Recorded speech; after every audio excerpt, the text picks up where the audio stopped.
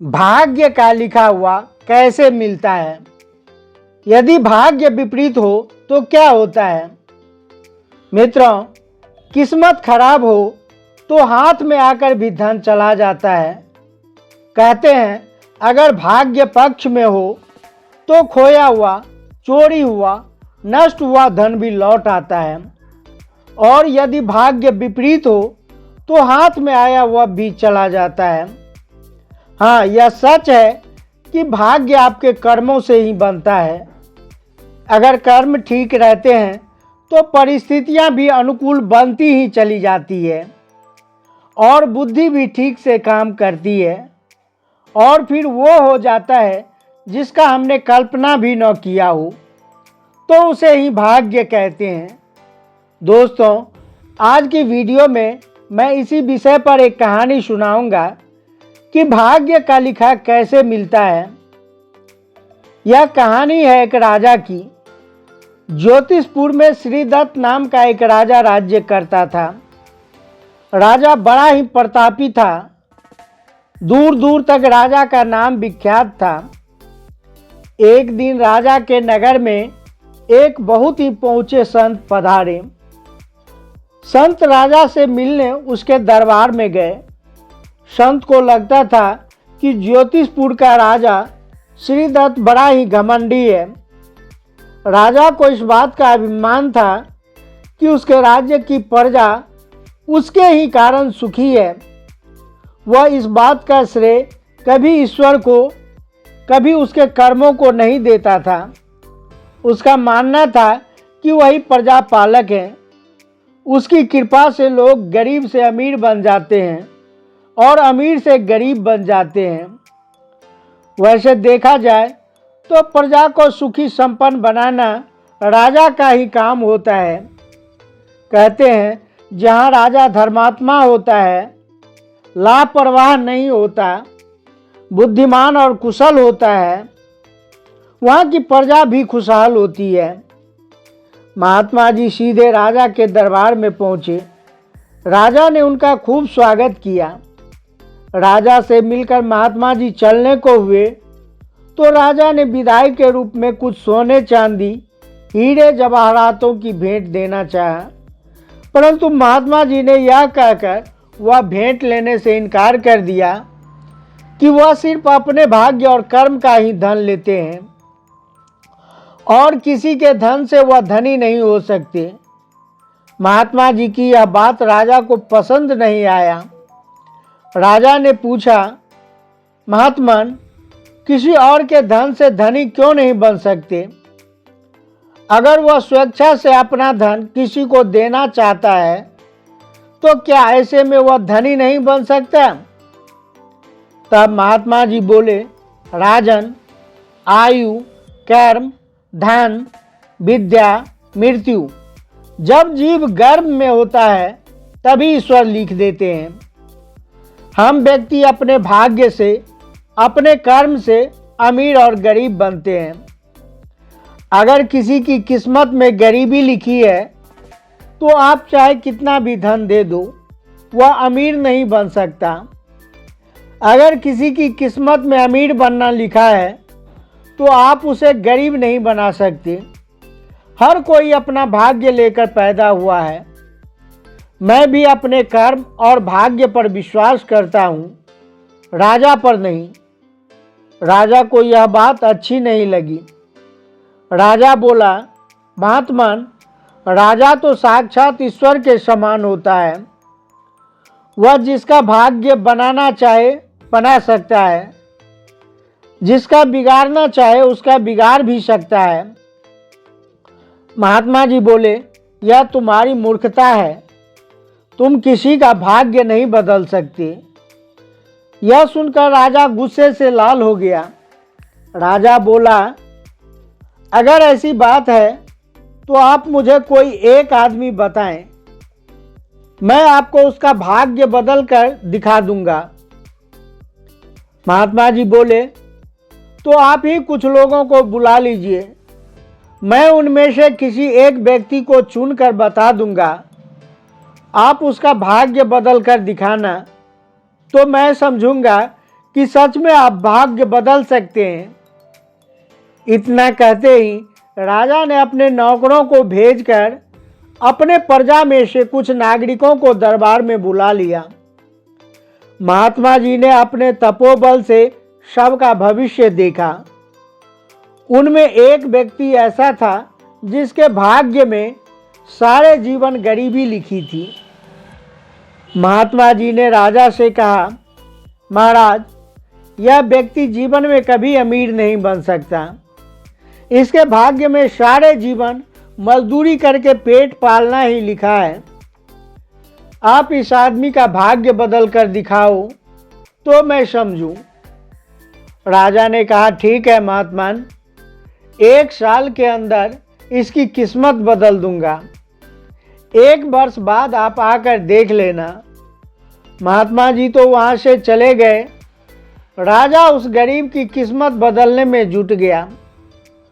सोचा, यह मेरे लिए कितनी बड़ी बात है, जब चाहूं इसे धनवान बना सकता हूं। राजा ने उस आदमी को अपने बगीचे में काम पर रख लिया। राजा तो उसकी किस्मत बदलना चाहता था कि उसे पता भी न चले और धनवान भी बन जाए। एक दिन राजा ने उसे अपने पास बुलाया और उसे एक पत्र देते हुए कहा, देखो भाई, तुम हमारा यह पत्र हमारे पड़ोसी मित्र देश में पहुंचा दो। यह पत्र वहां पहुंचना बहुत ज़रूरी है। वहां का राजा हमारा परम मित्र है। उसके लिए यह हमारा गुप्त संदेश है। इस पत्र को खोलकर मत देखना। राजा का वह पत्र देखकर गरीब आदमी चिंता में पड़ गया। वह बगीचे में आकर सोचने लगा कि राजा साहब ने एक नई मुसीबत मुझे पकड़ा दी। इतनी तेज धूप और गर्मी में कौन यह पत्र लेकर वहां जाएगा। इस उद्यान की शीतल छाया में रहकर कितना आनंद आ रहा है। वह उसको लेकर बड़ा ही असमंजस में था। तभी उसका एक मित्र आ पहुंचा। मित्र को गहरी चिंता में देखकर उसने पूछा, अरे भाई, आज तुम किस चिंता में पड़े हो।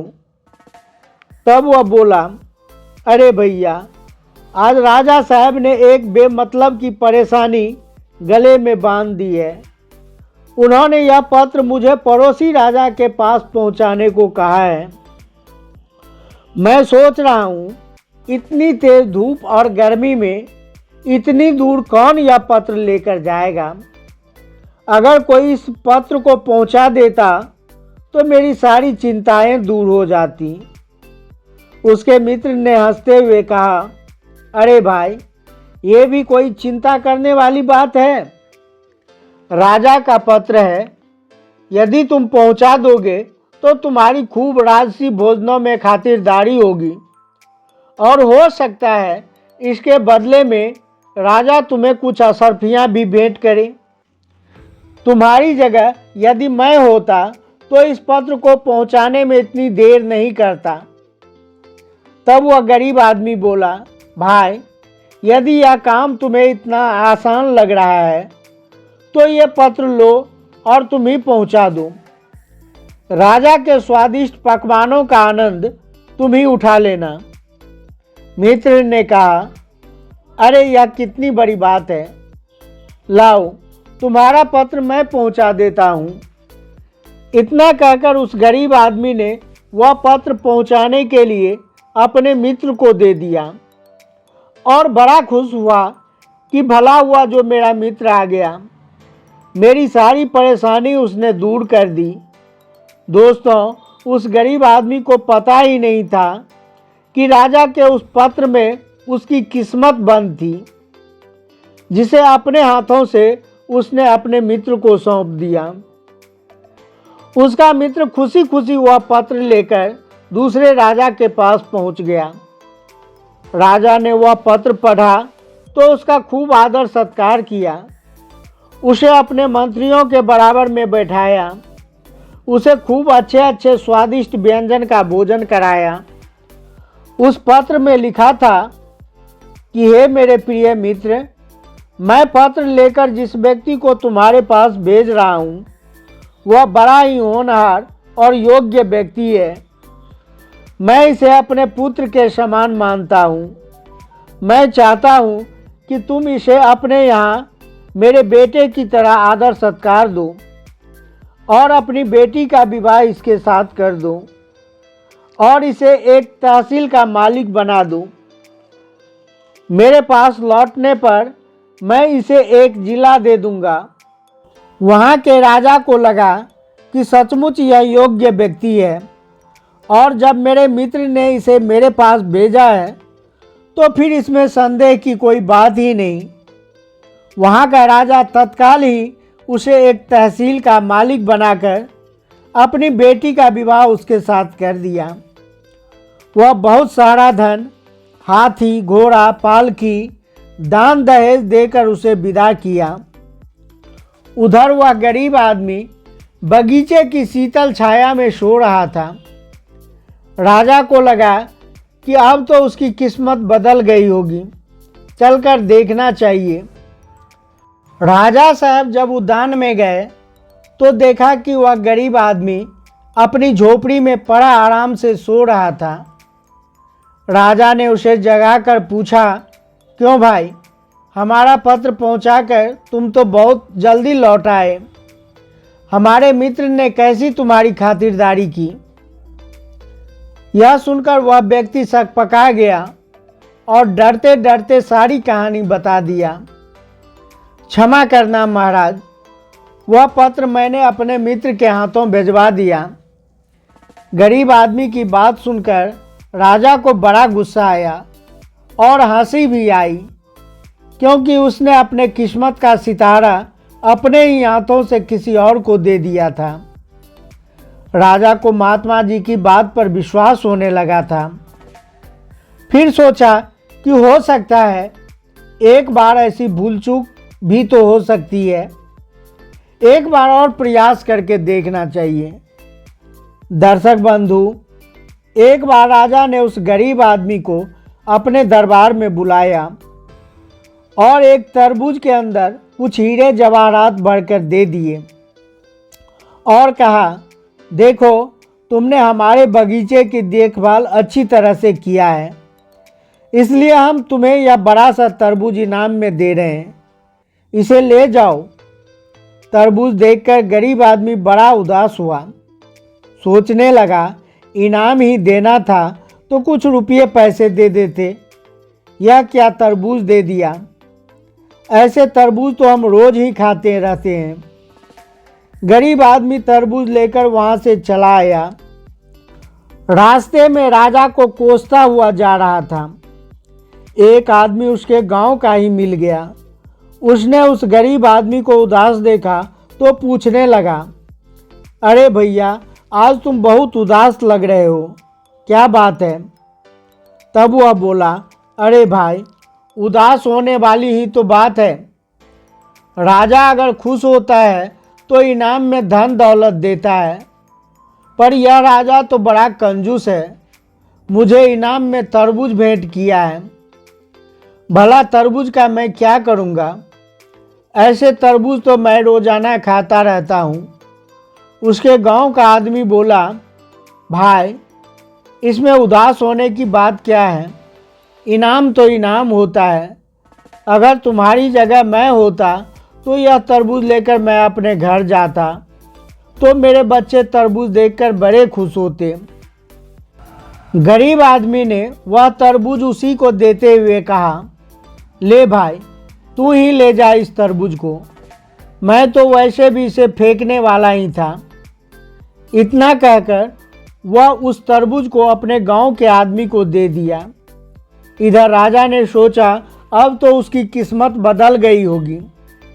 जाकर देखा तो वह अपनी झोपड़ी में पड़ा सो रहा था। वही दीनता, वही गरीबी और लाचारी का जीवन। राजा ने पूछा, क्यों भाई, मैंने जो तरबूज दिया था वह तुमने खाया कि नहीं? वह गरीब आदमी बोला, महाराज, मैंने वह तरबूज अपने गांव के एक गरीब आदमी को दे दिया। यह सुनकर राजा को बड़ा गुस्सा आया और अगले ही पल महात्मा जी की बात याद करके हंस पड़ा। वह समझ गया था कि जब किस्मत में नहीं होता है तो बुद्धि भी उल्टी काम करने लगती है। अगले दिन उस गरीब आदमी ने अपने गांव के उस आदमी के घर जाकर देखा जिसे उसने तरबूज दिया था। वह आदमी बहुत धनवान बन गया था। उसने उसके धनी बनने का राज पूछा तो उसने बताया, मित्र, मुझे धनी बनाने वाले आप ही तो हो। ना वह तरबूज मुझे देते ना मैं धनवान बनता। उस तरबूज में हीरे जवाहरात भरे थे। यह सुनकर उस गरीब आदमी का चेहरा उतर गया। वह मन ही मन बहुत पछता रहा था। तभी उसने देखा कि एक राजा अपनी दुल्हन को लेकर बारात और ढोल बाजों के साथ आ रहा था। पास जाने पर उसे पता चला कि वह तो उसका ही दोस्त था जो पत्र लेकर दूसरे राज्य में गया था। उसने बताया कि भाई, आपकी वजह से मेरा राजा की बेटी के साथ शादी हुई है और मैं एक तहसील का मालिक हूँ। अगर वह पत्र तुम ले जाते तो शायद मेरी जगह तुम्हारे साथ भी यही होता। तुमने तो अपने ही पैर में कुल्हाड़ी मार ली। दोस्तों, यह सुनकर वह गरीब आदमी हाथ मलते रह गया। वह बार बार अपने सर को पीटने लगा। राजा भी समझ गया था कि यदि भाग्य में गरीबी लिखी हो तो राजा भी उसके भाग्य को नहीं बदल सकता। जैसा भाग्य होता है उसी दिशा में बुद्धि और विवेक काम करती है। उसी के अनुसार लाभ और हानि होती है। दोस्तों, मैं उम्मीद करता हूँ यह कहानी आपको ज़रूर पसंद आया होगा। तो अपना कीमती राय कमेंट में दीजिए। वीडियो को लाइक और शेयर तथा चैनल को सब्सक्राइब कीजिए। मिलते हैं अगली वीडियो में एक नई ज्ञान चर्चा के साथ। वीडियो के अंत तक बने रहने के लिए बहुत बहुत धन्यवाद।